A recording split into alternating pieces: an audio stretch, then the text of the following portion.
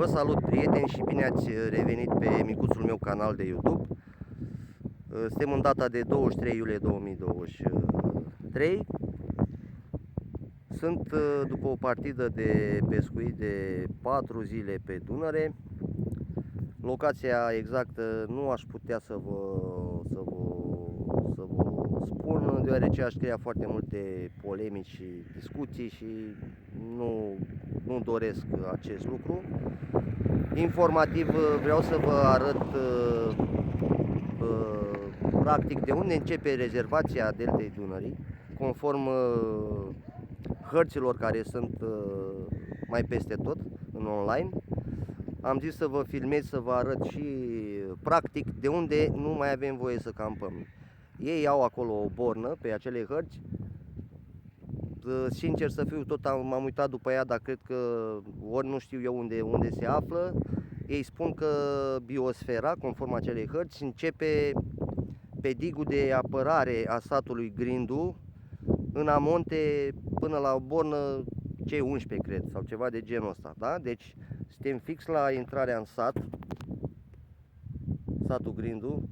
Sper că se vede că bate foarte tare soarele. Deci undeva din spatele meu, undeva în spatele meu începe acest regim.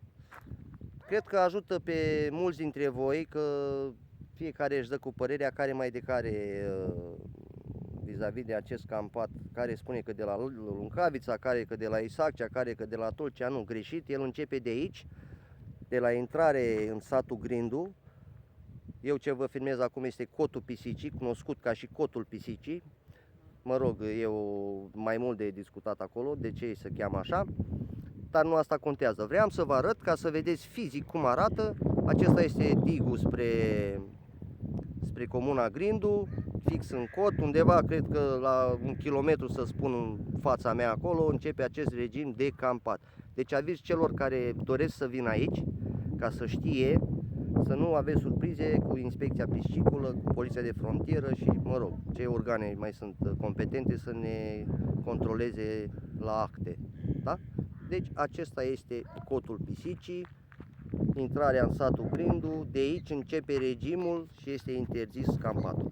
Sper că v-a fost de ajutor această informație. De mult îmi doream să ajung aici ca să vă arăt, să vă spun aceste lucruri.